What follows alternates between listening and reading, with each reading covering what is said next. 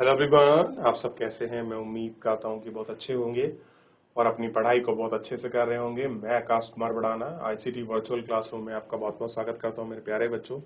जैसा आपको पता है मेरे प्यारे बच्चों, बेसिकली हमारी आपका 10th क्लास है। 10th क्लास में हम लोग आपका 2025 का प्रीवियस ईयर का क्वेश्चन पेपर चल रहा था और उसी को हम लोग आपका देख रहे थे। इसी में हम लोग जो है अब तक हम लोग 15 क्वेश्चन को आप कर चुके हैं। हमने आपका डेमोक्रेसी को पढ़ा, डेमोक्रेसी की जो डेफिनेशन है हमने उसको देखा और उसकी कुछ विशेषताएं थी जिनको हमने स्पष्ट कर दिया। फिर मैंने कहा था कि आपको ब्रेक के बाद मिलेंगे और हम पब्लिक सेक्टर और जो आपका प्राइवेट सेक्टर है इनको हम लोग आपका देखेंगे। ठीक, तो आप बताइए कि कितने बच्चों ने जो है प्राइवेट सेक्टर और आपका पब्लिक सेक्टर के बीच का जो अंतर है वो आपका डिफरेंसेस किया है। कितने बच्चों ने करा है, एक बार देखें, नजर उड़ाइए और बताइए। देख लिया। तो सार्वजनिक और प्राइवेट सेक्टर जो है इनकी हम लोग बात कर रहे थे, क्या होते हैं सार्वजनिक क्षेत्र और इन क्षेत्रों के बीच अंतर हमको करना है। क्लियर है? तो चलिए आंसर लिखते हैं और हम पढ़ते हैं सीधा सीधा अपना आंसर नंबर 16 के लिए। आंसर नंबर 16 और आंसर नंबर 16 में हम देखते हैं सार्वजनिक क्षेत्र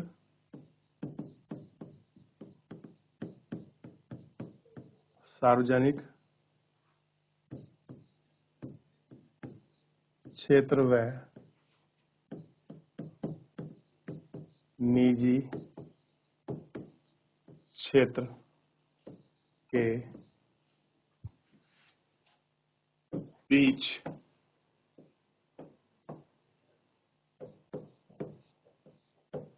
अंतर। ठीक, तो ध्यान रखना, सार्वजनिक क्षेत्र यानी कि जो आपका पब्लिक सेक्टर है, क्षेत्र में कोई व्यक्ति विशेष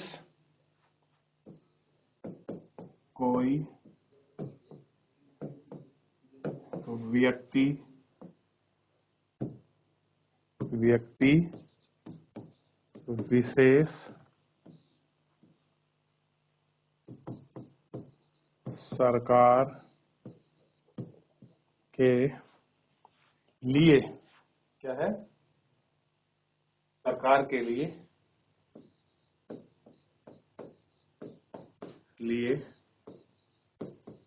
कार्य करता है। क्या हो गया? कोई व्यक्ति विशेष क्या होता है, सरकार के लिए कार्य करता है, जैसे रेलवे आदि, जैसे रेलवे, परमाणु आदि। ये क्या है? ये सब आपका पब्लिक सेक्टर के काम है। कोई व्यक्ति विशेष है, वो क्या कर रहा है, केवल पब्लिक के लिए ही काम कर रहा है। निजी क्षेत्र में कोई व्यक्ति विशेष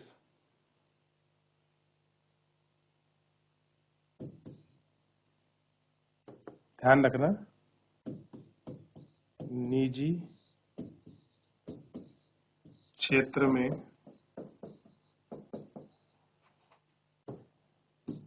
कोई व्यक्ति विशेष क्या करता है, निजी उद्योग के लिए क्या करेगा, निजी उद्योग के लिए कार्य करेगा या निजी उद्योग को बढ़ाने के लिए आप लिख सकते हैं, को बढ़ाने के लिए कार्य करेगा। भाई कुछ भी वो उद्योग लगाएगा तो उसी को अपने उद्योग को बढ़ाने के लिए तो काम करेगा। क्लियर है? अब वो चाहे कोई लोहा फैक्ट्री लगाए, स्टील फैक्ट्री लगाए, कुछ कांच बनाए, कुछ ब्रास बनाए, कुछ भी बनाए, वो उसके लिए काम करेगा। अब जैसे इसका एग्जाम्पल हो सकता है, उदाहरण में कोई भी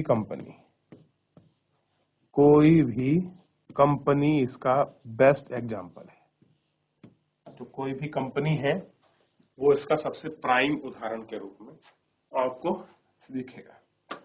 क्लियर है? चलिए, आप इतना आपने देख लिया कि भाई कैसे कुछ हो रहा है, क्यों कुछ कर रहे हैं, ठीक। आप थोड़ा सा इसके बारे में लिख लीजिए। तो आपको पता होना चाहिए सार्वजनिक क्षेत्र एक संगठित क्षेत्र होता है। संगठित क्षेत्र होता है। कैसा होता है? संगठित। संगठित मतलब होता है ऑर्गेनाइज। ऑर्गेनाइज का मतलब आप वहां जॉब करेंगे तो आपका पीएफ कटेगा, प्रोविडेंट फंड कटेगा, आपको एक निश्चित सैलरी मिलेगी। क्लियर है? उसमें लिखा होगा इतने वर्ष के दौरान आपको सैलरी बढ़ेगी, ये सुविधा अलाउंसेस आपको प्राप्त होंगे। क्लियर है? इतने वर्षों तक आप यहाँ नियमित रूप से काम कर पाएंगे, इतनी घंटे आप दिन में काम करेंगे, इतने दिन आपको महीने में छुट्टी मिलेगी, ये आपको हेल्थ से संबंधित होगा। उसमें पूरा ब्यौरा लिखा होता है जो क्या होता है इससे तो। क्लियर है? और इसमें क्या दें, ये क्या है? सार्वजनिक क्षेत्र एक संगठित क्षेत्र है जिसमें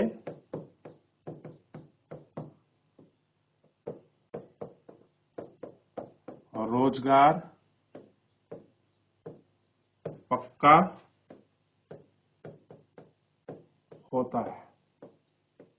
क्या हो रहा है? जिसमें जो रोजगार है वो आपका पक्का होता है। और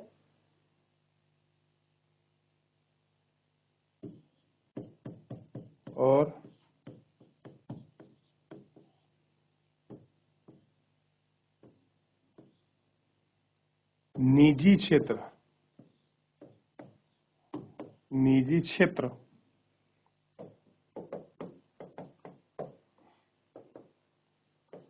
असंगठित होता है।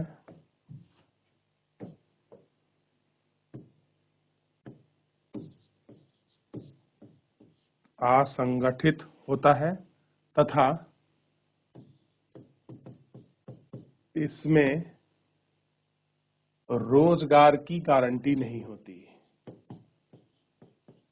रोजगार की गारंटी नहीं होती है तथा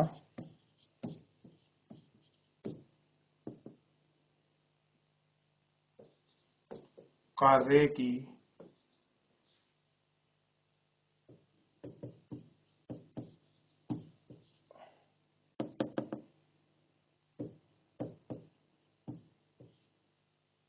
अवधि भी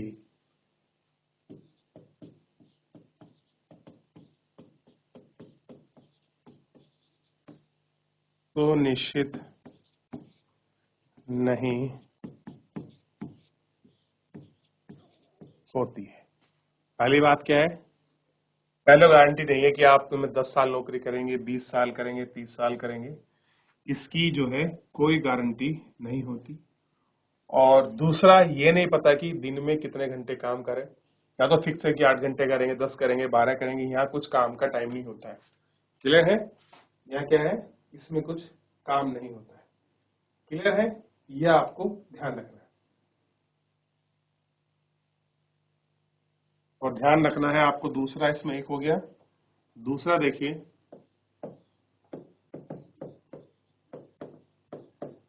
सार्वजनिक क्षेत्र में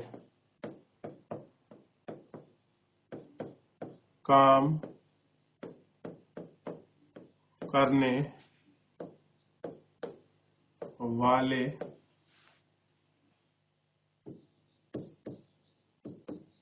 व्यक्ति को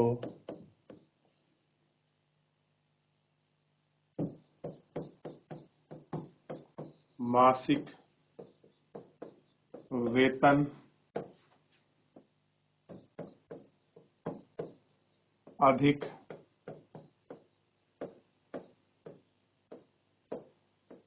मिलता है तथा निजी कंपनी में काम करने वालों को वेतन कम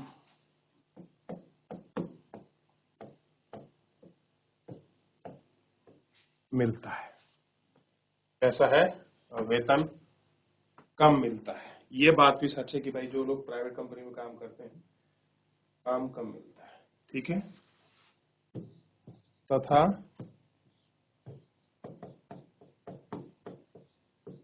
अनिश्चित तिथि पर वेतन निजी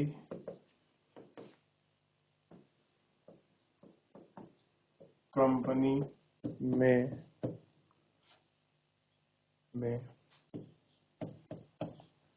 प्राप्त होता है।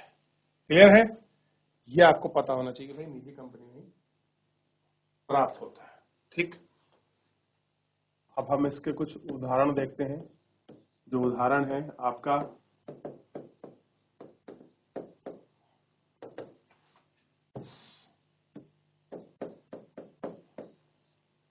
सार्वजनिक क्षेत्र के, आपको वो बताने उदाहरण कि भाई सार्वजनिक क्षेत्र के कौन कौन से उदाहरण हैं। तो आपको पता होना चाहिए रेलवे हो गया, परमाणु है, जो परमाणु वगैरह बनते हैं ये सब परमाणु ऊर्जा से, और डाक। ये क्या है? ये सब इसी के हैं। तो डाक आदि। अब दूसरा इसमें आ जाइए, दूसरा क्षेत्र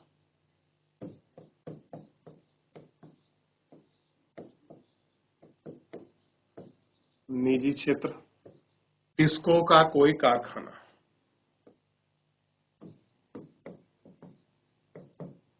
टिस्को का कोई कारखाना।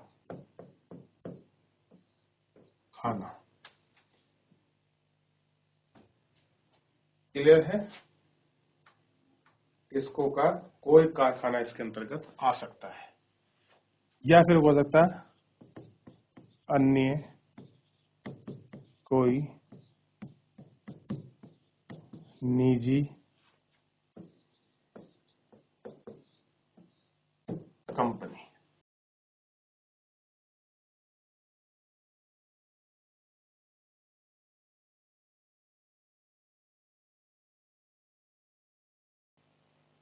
तो ये पेज, अब आप सेकंड पेज आप इस पर पहुंचे हैं। सार्वजनिक क्षेत्रों में काम करने वाले व्यक्ति का जो वेतन अधिक होता है, फिर निजी कंपनी वेतन कम देती है, और अनिश्चित तिथि पर वेतन निजी कंपनी को कंपनी में प्राप्त होता है। अगर आप निजी कंपनी में काम कर रहे हैं तो वहाँ वेतन की अनिश्चितता बनी रहती है। कभी कभी पहली तारीख को आता है, कभी 10 को, कभी 7 को, कभी कभी महीना भी हो जाता है, 2 महीने भी हो जाते हैं, और वेतन जो है आपका नहीं मिलता। ऐसी समस्या हमको मिली, और ये समस्या और भी तब जटिल हो जाती है जब कोई महामारी जैसा रूप ले ले, तब उसमें और बड़ी समस्या जो है उत्पन्न हो जाती है। तब ऐसे केसेस में हम ये सारी चीजों को हम इनमें देखते हैं, गौर करते हैं, विचारते हैं, तो हम इनको समझ पाते हैं कि भाई ऐसा क्यों हो रहा है, किस कारण है, कौन कौन से सेक्टर हैं जो इसके लिए भरे हुए हैं। इन सब चीजों पर हम लोग देखते हैं, विचार करते हैं। देख लिया? चलो, देख लिया इतना? यहाँ तक कोई क्वेरी, कोई डाउट किसी प्रकार का मेरे प्यारे बच्चों? चलिए, अब ये क्लियर हो गया कि कौन से प्राइवेट सेक्टर हैं, कौन से आपका पब्लिक यूनिट के सेक्टर हैं। ये अच्छे से आपको थोड़ा सा क्लियर हो जाए तो चीजें एक बार बिल्कुल साफ हो जाती। क्लियर है? चलिए अगले क्वेश्चन पर पढ़ते हैं। अब 3 नंबर है, यहाँ से आधा नंबर बढ़ जाएगा, मतलब ऐसे करके ऊपर मिलेंगे। या तो ये कर लीजिए, ठीक है, प्राथमिक उपचार। अब इसमें 2 ऑप्शन है, ठीक है। अब या तो ये कर लीजिए, भारत में उपभोक्ता आंदोलन की प्रगति की समीक्षा कीजिए, या भारत में उपभोक्ता सुरक्षा अधिनियम 1986 के निर्माण की जरूरत क्यों पड़ी, ये हमको आपको देखना पड़ेगा। ठीक, तो हम अब बताइए हम कौन सा क्वेश्चन करें कि उपभोक्ता सुरक्षा अधिनियम 1986 की हमको आवश्यकता क्यों पड़ी। ये हम देख सकते हैं कि नहीं देख सकते हैं, बताइए।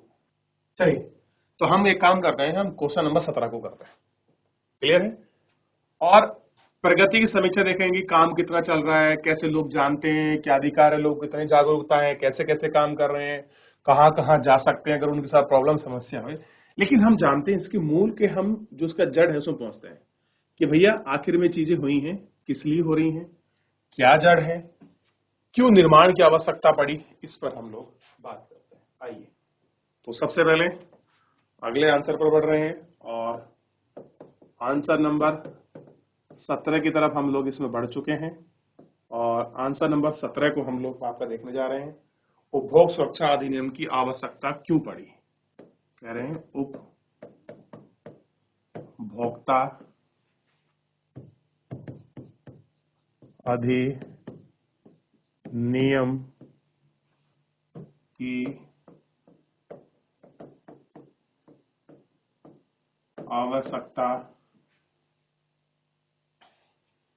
आवश्यकता इस लिए पड़ी।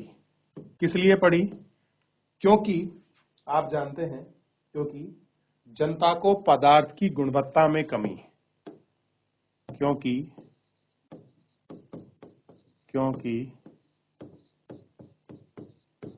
जनता को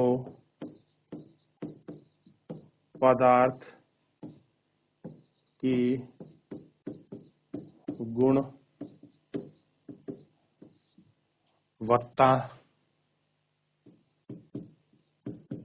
में कमी थी, और उत्पादक कौन होते हैं मुझे बताइए भाई। उत्पादक कौन है? जो फैक्ट्री में उसको बना रहे हैं वही तो क्या है, उत्पादक हैं। और उत्पादक तथा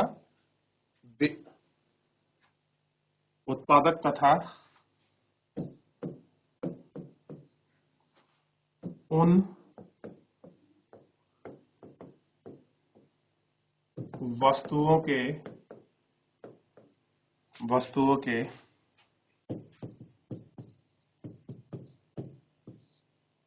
विक्रेता, उन वस्तुओं की आवश्यकताओं की, उन वस्तुओं को देखिए, उन वस्तुओं के विक्रेता आवश्यकता के आधार पर, कैसे है, आवश्यकता के आधार पर, ठीक, वो क्या करेंगे, उत्पाद में कमी कर देते आधार पर मन माने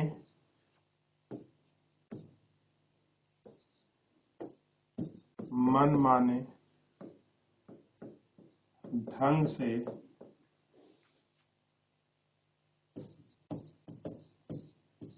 वस्तुओं को बेचते हैं। कैसे हैं? मनमाने ढंग से वस्तुओं को बेचते हैं, जिससे उपभोक्ता आक्रोश पर आ जाते हैं। उसको बेचते हैं, क्या से ले सकते हैं, जिससे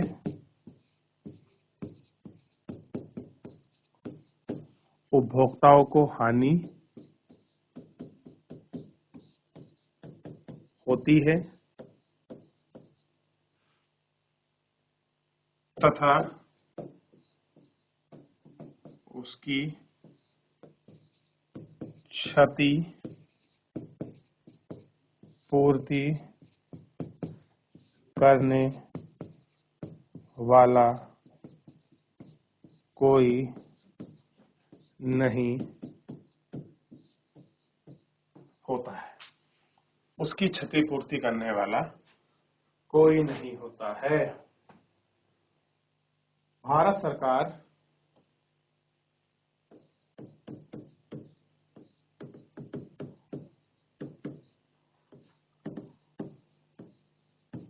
चौबीस सितंबर, अब मुझे बताइए, अगर कभी पूछ ले कि उपभोक्ता दिवस कब मनाया जाता है, 24 सितंबर 1986 से ऐसे करिए 86 में उपभोक्ता संरक्षण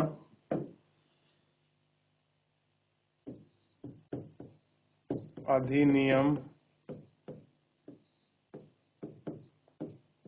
पास किया, जिसके माध्यम से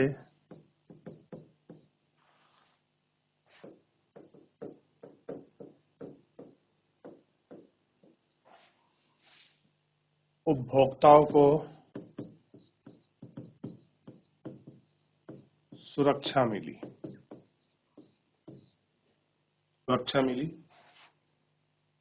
ठीक, तथा उसके हितों की रक्षा होगी। क्या होगी? उसके हितों की आपका रक्षा होगी। क्लियर है? और ध्यान रखना, इसी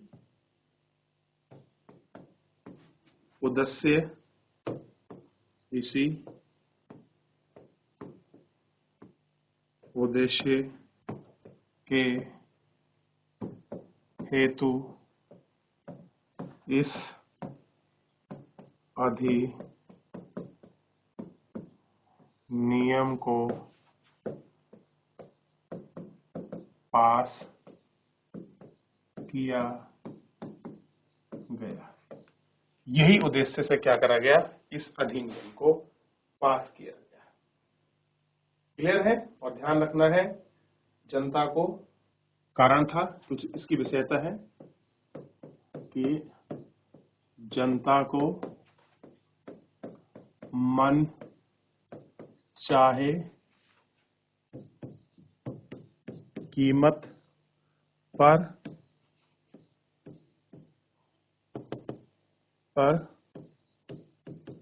वस्तु ना बेची जाए। दूसरा,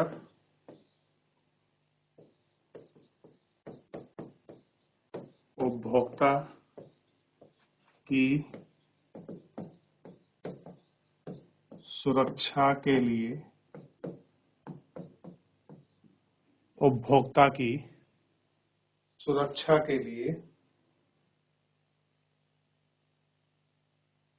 पहल,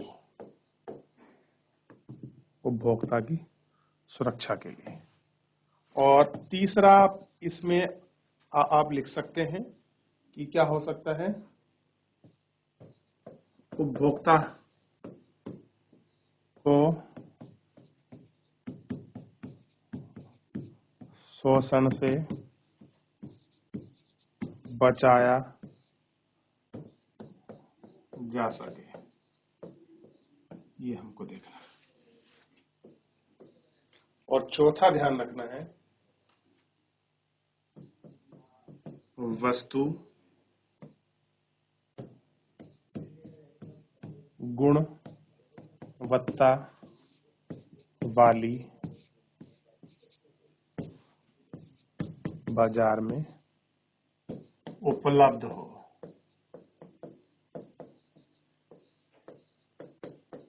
ये हमको देखना है। क्लियर है? चलिए, तो जल्दी से इसको कॉपी कर लीजिए। क्या कर लेंगे आप? जल्दी से इसको कॉपी कर लेंगे।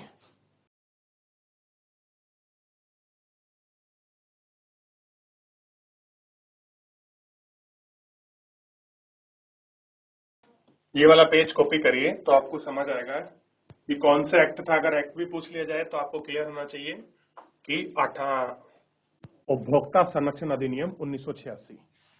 तो ये भी अगर आपसे एक्ट पूछ लेते हैं तो एक्ट भी क्लियर होना चाहिए। उपभोक्ता संरक्षण अधिनियम 1986 पारित किया गया। और अगर पूछ लें उपभोक्ता संरक्षण उपभोक्ता दिवस कब मनाया जाता है, तो आपको क्लियर होना चाहिए 24 सितंबर को, 24 सितंबर को हम लोग क्या मनाते हैं? उपभोक्ता संरक्षण दिवस के रूप में हम लोग इसको मनाते हैं। क्लियर है? इतना अगर आपको याद रहेगा, इतनी चीजों को आप क्लियरली अच्छे से करके ले जाएंगे, आई होप कि चीजें बहुत सरल हो जाएंगी, आप उनको अच्छे से कर सकते हैं, देख सकते हैं। क्लियर है मेरे प्यारे बच्चों? तो इतना आप ध्यान रखेंगे, ठीक? तो डेट रखिए 24 सितंबर। मान लीजिए आपने कोई सामान खरीदा, वो सामान बाहर से कुछ था, आपने बंद पैकेजिंग लिया, अंदर जाकर देखा उसमें कुछ और निकला। अब दुकानदार बोल रहा कि भाई मैंने तो बेचा था, इसमें था, मुझे नहीं पता कहां चला गया। तो आप ऐसे में क्या करोगे? आपके पास ये एक्ट है, इस एक्ट के तहत आपको चीजें मिलती हैं।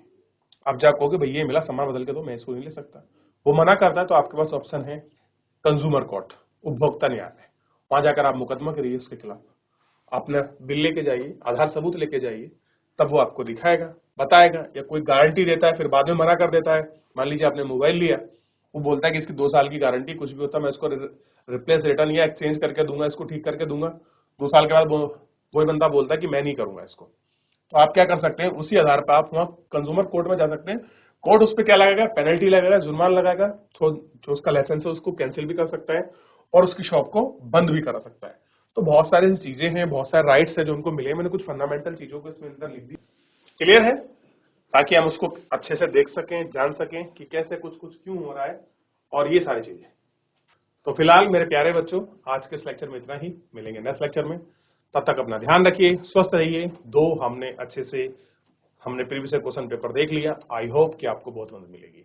तो मेरे प्यारे बच्चों, आप इनको रिवीजन करिए, पढ़िए। कोई डाउट होगा नेक्स्ट लेक्चर मिलेंगे। फिलहाल आज के लिए नहीं, धन्यवाद।